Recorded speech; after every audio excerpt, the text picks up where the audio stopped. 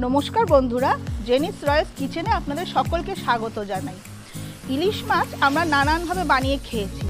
आज आमी जे रेसिपिटा आपनादेर संगे शेयर करब बोले चले एसेछि, रेसिपिटार नाम हलो पोस्तो इलिश। एटी एकटा सुस्वादु रेसिपि।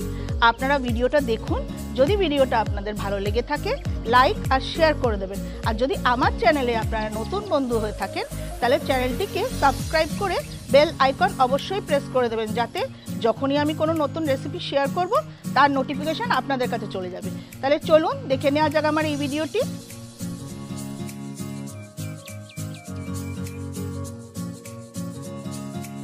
পোস্ত ইলিশ বানানোর জন্য নিয়েছি 4 পিস ইলিশ মাছ। ইলিশ মাছগুলোতে আমি আগেই নুন হলুদ মাখিয়ে রেখেছি। আর নিয়েছি 2 টেবিলস্পুন পোস্ত কাঁচা লঙ্কা বাটা আর 2 টেবিলস্পুন টক দই। টক দইটাকে আমি ভালো করে ফেটিয়ে রেখেছি। রান্না শুরু করার আগে আমি মশলার পেস্ট তৈরি করে নেব। একটা বাটিতে নেব ফেটানো টক দই আর পোস্ত বাটা,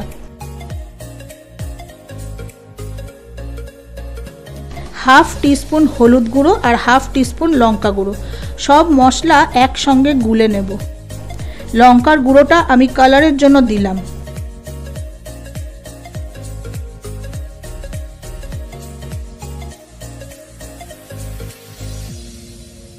মশলার পেস্ট তৈরি করা হয়ে গেছে। একটা ইন্ডাকশন প্যান নিয়ে নেব, তাতে দেব পরিমাণ মতন সরষের তেল।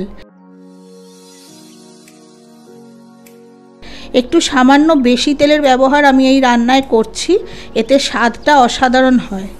তেল গরম হয়ে গেছে, আমি একটু কালো জিরে আর 5টা চেরা কাঁচা লঙ্কা ফোড়ন দেব। ফোড়ন ভেজে নেব। ফোড়ন ভেজে সুন্দর গন্ধ বেরিয়ে গেছে। এই পর্যায়ে আমি পেস্ট করে রাখা মশলা দিয়ে দেব। নাড়িয়ে চাড়িয়ে মশলা কষাবো।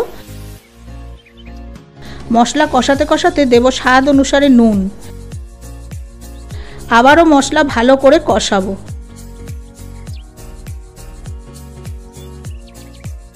মশলা ততক্ষণ কষাবো যতক্ষণ না মশলা থেকে তেল ছেড়ে যায়।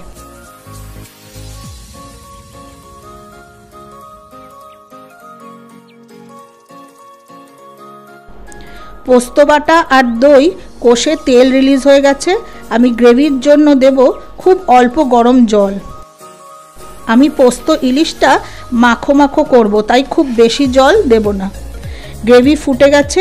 আমি নুন হলুদ মাখিয়ে রাখা ইলিশ মাছগুলো দিয়ে দেব।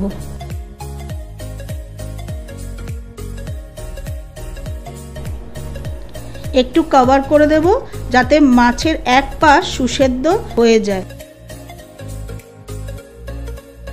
মাছের পিসগুলো 3 মিনিট সেদ্ধ করার পর কভার খুলে দেখে নেব মাছের এক পাশ সেদ্ধ হয়ে গেছে। মাছগুলো উল্টে দেব। মাছগুলো গ্রেভির সঙ্গে ফুটিয়ে নেব। মাছের সঙ্গে গ্রেভি একদম গা মাখা হয়ে গেছে। পোস্ত ইলিশ একদম রেডি। আমি ইন্ডাকশন অফ করে দেব।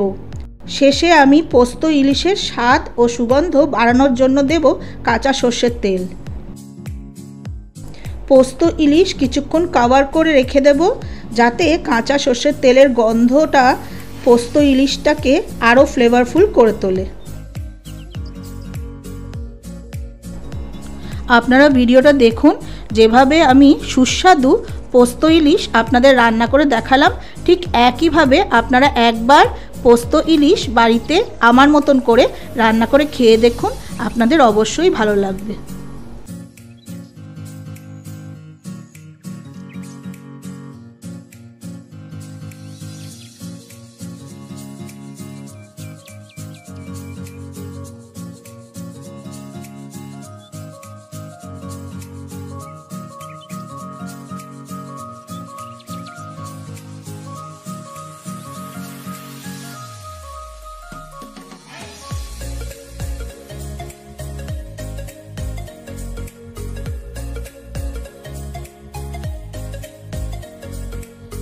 এই রকম নানা ধরনের রেসিপির জন্য আপনারা আমার চ্যানেলের সঙ্গে যুক্ত থাকুন আর আগের ভিডিওটি দেখার জন্য ডান দিকে থাম্বনেলে ক্লিক করুন।